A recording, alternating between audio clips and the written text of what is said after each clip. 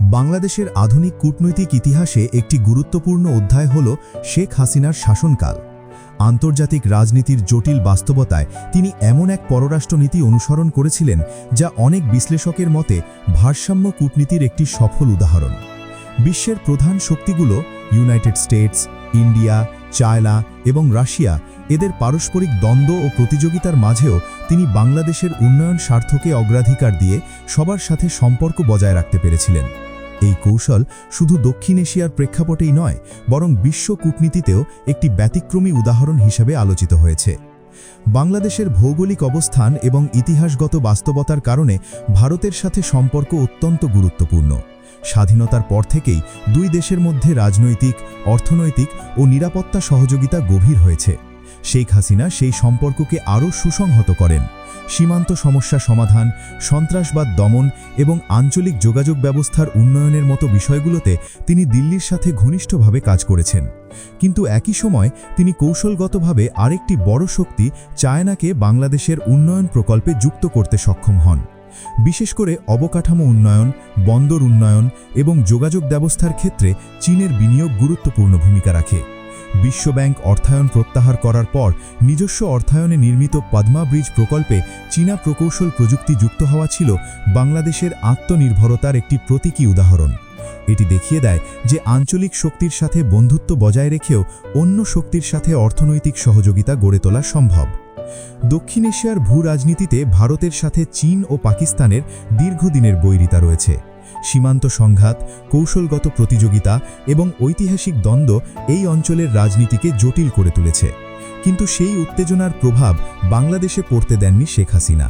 তিনি একদিকে ভারতের সাথে নিরাপত্তা ও ট্রানজিট সহযোগিতা জোরদার করেছেন, অন্যদিকে চীনের নেতৃত্বাধীন বেল্ট অ্যান্ড রোড ইনিশিয়েটিভের আওতায় বিভিন্ন অবকাঠামো উন্নয়ন প্রকল্পে অংশ নিয়ে অর্থনৈতিক সুযোগকে কাজে লাগিয়েছেন।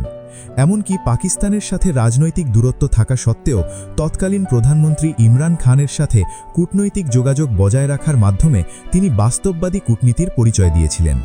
বাংলাদেশের পররাষ্ট্রনীতির মূল ভিত্তি হল সবার সাথে বন্ধুত্ব, কারো সাথে বৈরিতা নয়। এই নীতিটি মূলত প্রবর্তন করেছিলেন শেখ মুজিবুর রহমান। তার সেই নীতিকেই বাস্তবতার আলোকে নতুনভাবে প্রয়োগ করেছিলেন শেখ হাসিনা। আঞ্চলিক ও বৈশ্বিক উত্তেজনার মাঝেও তিনি উন্নয়নকে সর্বোচ্চ অগ্রাধিকার দিয়েছিলেন। বিশ্ব রাজনীতির আরেকটি গুরুত্বপূর্ণ অধ্যায় হল যুক্তরাষ্ট্র ও রাশিয়ার প্রতিদ্বন্দ্বিতা। বিশেষ করে বিভিন্ন আন্তর্জাতিক সংকটের কারণে রাশিয়ার ওপর যুক্তরাষ্ট্রের নানা ধরনের নিষেধাজ্ঞা রয়েছে। তবুও বাংলাদেশের জ্বালানি নিরাপত্তা নিশ্চিত করতে রাশিয়ার সহায়তায় রূপপুর নিউক্লিয়ার পাওয়ার প্ল্যান্ট নির্মাণের সিদ্ধান্ত ছিল একটি সাহসী এবং কৌশলগত পদক্ষেপ। এটি শুধু একটি বিদ্যুৎ প্রকল্প নয়, বরং দীর্ঘমেয়াদে দেশের শিল্পায়ন ও জ্বালানি নিরাপত্তার জন্য একটি গুরুত্বপূর্ণ ভিত্তি হিসেবে বিবেচিত হয়। একই সঙ্গে সার্বভৌমত্বের প্রশ্নে তিনি আপোষহীন অবস্থান নিয়েছিলেন বলে রাজনৈতিক মহলে প্রায়ই আলোচনা হয়। বিশেষ করে কৌশলগতভাবে গুরুত্বপূর্ণ সেন্ট মার্টিনস আইল্যান্ড নিয়ে বিভিন্ন সময় আন্তর্জাতিক মহলে যে গুঞ্জন বা বিতর্ক সৃষ্টি হয়েছিল, সেক্ষেত্রে তিনি দেশের ভূখণ্ড ও স্বাধীনতার প্রশ্নে কঠোর অবস্থান বজায় রাখেন। দেশের 1 ইঞ্চি জমিও কোনো বিদেশি শক্তির কাছে ছেড়ে না দেওয়ার যে বক্তব্য বা অবস্থান তার নামে প্রচলিত, তা তার রাজনৈতিক ভাবমূর্তির একটি গুরুত্বপূর্ণ অংশ হয়ে উঠেছে। অনেক বিশ্লেষকের মতে ক্ষমতা ধরে রাখার রাজনীতির বাইরে গিয়ে দেশের অখণ্ডতা ও দীর্ঘমেয়াদী উন্নয়নকে অগ্রাধিকার দেওয়ার চেষ্টা তার নীতিতে প্রতিফলিত হয়েছে। আন্তর্জাতিক শক্তিগুলোর পারস্পরিক প্রতিযোগিতা ও দ্বন্দ্বকে দক্ষতার সাথে ব্যবহার করে তিনি বাংলাদেশের উন্নয়ন পরিকল্পনা বাস্তবায়নের সুযোগ তৈরি করেছিলেন। একক কোনো শক্তির ওপর নির্ভর না করে বহুমুখী সম্পর্ক গড়ে তোলার মাধ্যমে তিনি বাংলাদেশের কূটনৈতিক পরিসরকে বিস্তৃত করেছিলেন। তবে তার রাজনৈতিক অধ্যায়ের পর বাংলাদেশের পররাষ্ট্রনীতিতে সেই একই ভারসাম্য বজায় থাকবে কিনা, এই প্রশ্ন এখন বিভিন্ন মহলে আলোচিত হচ্ছে।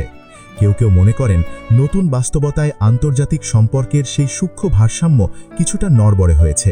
আবার অন্যরা মনে করেন ভবিষ্যতের নেতৃত্বের ওপরই নির্ভর করবে বাংলাদেশ কতটা দক্ষতার সাথে পরাশক্তিগুলোর মাঝে নিজের কৌশলগত অবস্থান ধরে রাখতে পারবে। সব মিলিয়ে বলা যায় শেখ হাসিনার সময়কালের কূটনীতি ছিল বাংলাদেশের জন্য একটি গুরুত্বপূর্ণ শিক্ষা, যেখানে শক্তির রাজনীতির মাঝেও উন্নয়ন, সার্বভৌমত্ব এবং জাতীয় স্বার্থকে অগ্রাধিকার দিয়ে ভারসাম্য বজায় রাখার একটি বাস্তব উদাহরণ দেখা গেছে।